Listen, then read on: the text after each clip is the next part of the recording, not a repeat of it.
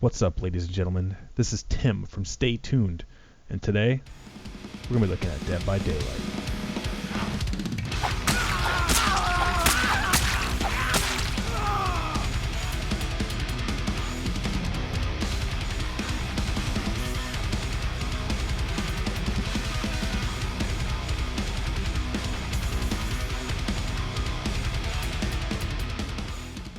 So the first question you're probably asking yourself is, what is Dead by Daylight?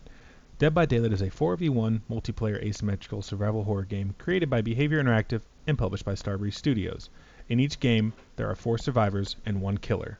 Your goal as a survivor is to activate 5 of these 7 generators and open the exit and get out with as many people as possible. But during the entire round that you're trying to activate these generators, you will be pursued by another player that has the sole goal of killing and sacrificing each player to the entity.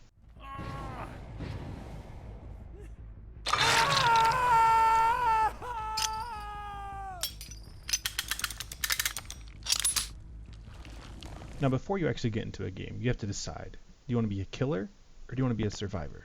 Each of the classes have their own individual loadouts. Now, the loadouts for the survivor are unique to say the least. As a survivor, the base loadout has absolutely nothing on it. Now, to actually get items for your loadout, there are 2 ways you can do this. You can either pick them up in-game from a chest, or you can unlock them from your blood tree. Now, once you have an item unlocked, you will also be unlocking add-ons for each individual item. The add-ons make the item more efficient for the job that they are supposed to be fulfilling.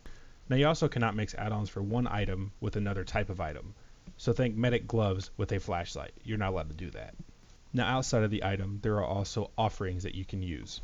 The offerings are a one-time use item that can make the match more favorable for you and your team, or just allow yourself to get more blood points in that match. Now, moving on to the killer loadouts, they actually have a power rather than an item. The power is different depending on which killer you actually select. So the Hillbilly has a chainsaw, the Wraith has a bell, and the Trapper, well, he has traps. Now, much like the survivors, the killers have add-ons for their powers. The add-ons will once again make the power slightly better. The killers have the offering section, just like the survivors, that has a one-time use item that makes the round more favorable for you, or just allows you to get more blood points. Now you're probably wondering, what are blood points and how do I get them? Blood points are earned by doing objectives in the game. Once the game is over, you're rated on 4 different categories that will give you blood points. So one example being as a survivor, how much you actually cooperated and worked with your team. Working on generators with a teammate will give you more points than if you do it by yourself. Now moving on to the killer side, the more people you sacrifice, the more points you get. This is just a brief overview of how you get blood points and what they are. Once you actually get into the game, it makes a lot more sense, and they're actually pretty easy to obtain just by playing the game. But at least at the end of the game, on the score screen, you'll see how many blood points you got per category. Now that we have blood points out of the way, let's move on to what we can actually spend those points on. All blood points gathered in the game are used to purchase items in the Blood Web. The Blood Web is a randomly generated leveling system. Each character and killer has their own unique Blood Web, and once an entire Blood Web is filled, it will level the character up. The higher level you get a character, the bigger the Blood Web gets, making it that much more difficult to level. Anything you unlock in the Blood Web is unique to that character and cannot be shared amongst other characters. But the good news is, any blood points you earn with, say, a survivor, you can actually still use in the killer tree. The last thing for us to cover in the loadout are the perks. Each character starts off with a single perk slot. However, you need to unlock a perk from the Blood Web to put into that perk slot. Every level of the Blood Web always contains 1 perk. There are different types of perks you're going to get depending on if you're choosing a survivor or a killer. Some perks are universal and can be unlocked by every single character, whereas other ones, like Saboteur, can only be unlocked by Jake Park. Each perk also has 3 different levels it can obtain. Each level will make the perk more and more effective by a small percentage. You unlock additional perk slots depending on what level you are. So at level 15 you'll have 2, level 20 you'll have 3, and 25 you'll have all 4. Now let's actually get into the gameplay of Dead by Daylight. First, we're going to look at maps. There are 3 different maps, and each map has 4 different layouts. So technically, there are 12 different maps. But every time you load into a game, the generators, the hooks, the exit doors are always randomly placed. So technically, no 2 experiences should be exactly the same. Now, whenever the round starts, you're not always placed with your teammates. So it's up to you to try and regroup to do things faster, or spread out and cover more ground. Survivors play in third person so they can easily see over objects and around corners without exposing themselves. Right now, there are 4 main survivor items you can use. The map, which will show you locations of all generators as if you were the killer. The med kit, which will allow you to self-heal. the flashlight, which will help you see in the darkness or even blind the killer for a short period of time, and lastly is the toolbox, which increases your speed of repairing a generator and actually allows you to sabotage a hook. Playing as a survivor, you are much slower than the killer. But the good news is you can vault through windows and slide across pallets with ease, helping put more distance between you and the killer. Your goal as a survivor is to activate 5 of these 7 generators on the map. Once 5 of these 7 generators are active, the 2 exits will become available for you to escape. It's also worth mentioning if you're the last survivor, you can actually exit through the escape hatch as well if you can find it. The escape hatch is only available though if you've activated at least 2 generators. Now while you're trying to activate all these generators to escape, you're going to be pursued by the killer. Once the killer's within a certain range, you'll begin to hear your own heartbeat and the music will begin to intensify. The best advice I can give is to stay calm and don't freak out. Don't be afraid to stop repairing a generator or healing a teammate if it means keeping yourself alive. Also, whenever possible, try not to run too much, because whenever you run, you leave behind tracks where the killer can actually see where you're going. Also, you'll start to breathe heavily, so if you stop and the killer's around you, he can actually hear you breathing. Now that we've covered the basics of the survivors, let's move on to the killers. There are 3 different killers to choose from. Let's cover their similarities first. All killers play in first-person view, so you're at a big disadvantage compared to the survivors as to what you can actually see. Each killer carries a different type of melee weapon, but they all act exactly the same. Every single one is a 2-hit down per survivor. After you land the first swing, you'll be slowed for a few seconds, so that way the survivor actually has a chance to get away. After you land a second successful melee hit, the survivor will go into a down state, where as a killer you can actually pick them up and carry them around. But don't carry them around for too long, or else they have a chance of actually wiggling off of you. Your best bet once you pick up a survivor is to take them to the nearest hook and hang them up, so that way they can possibly be sacrificed to the entity. Once they're hung up on the hook though, they're not sacrificed immediately. The teammates will have a short while to come and actually rescue them.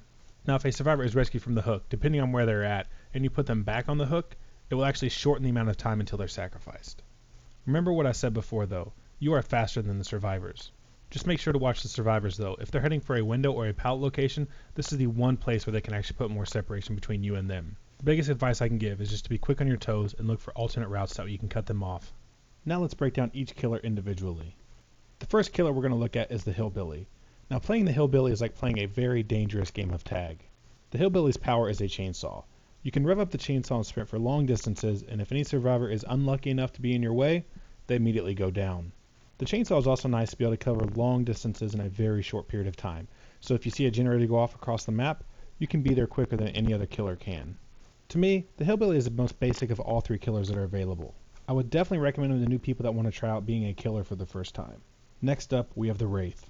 Playing the Wraith is like playing a game of hide and go seek. You carry a bell that turns you invisible.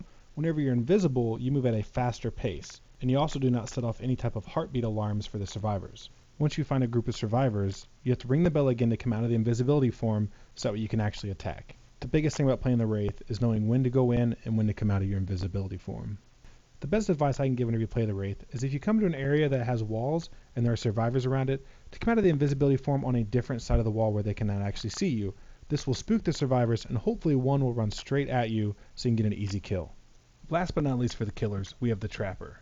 Playing the Trapper is like playing a game of chess. If you can stay 3 steps ahead of your opponent, then nothing can stop you. As a Trapper, you can only have 1 bear trap on you at all times. Once you place your bear trap though, there are more littered across the map for you to pick up and place. Placing the traps at major choke points like windows and objectives is the key to success. Don't be afraid to lay down a trap outside of a window and pick it back up later. Now if survivors are looking for the traps, they can see them and disarm them. But typically if you are chasing them, they're not going to have time to look for the traps and avoid them. The best advice I can give whenever you play the Trapper is to place the traps outside of a window on one of the buildings.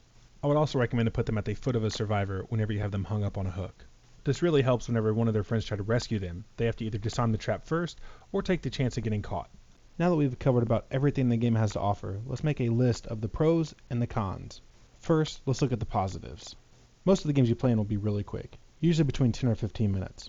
The game has a very tense and exhilarating atmosphere, especially with the third-person survivor camera. The game is fairly easy to pick up and learn the mechanics of both the survivor and the killer. The gameplay can also go much deeper with the perks and the ranking system. I personally feel that the Blood Web is a welcome change to the traditional leveling system. The game is also available on Steam with a price point of $20. Even though you're put into the game with complete strangers, there's still a very heavy focus on teamwork.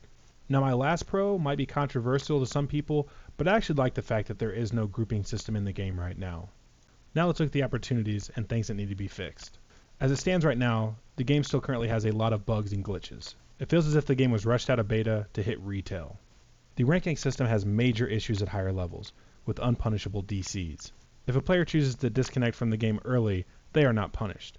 But if you stay in the game, you no longer get points for all the things that you did with them.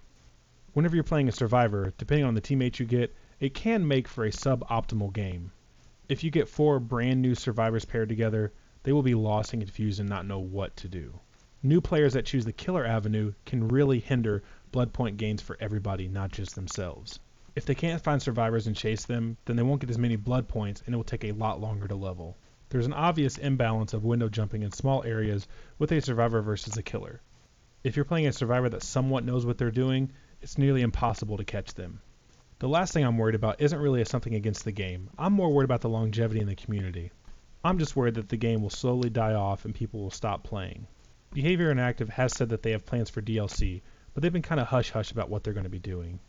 Overall though, I feel that Dead by Daylight is a huge success. Most of the cons I mentioned have already been acknowledged by the developers and they are currently working on addressing these issues.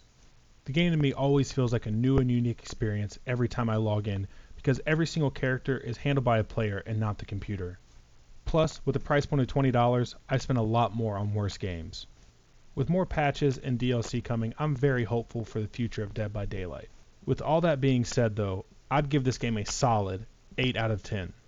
Thanks for joining us on our first ever video game review. If you enjoyed the video, make sure to hit that subscribe button below. This has been Tim, and until next time, stay tuned.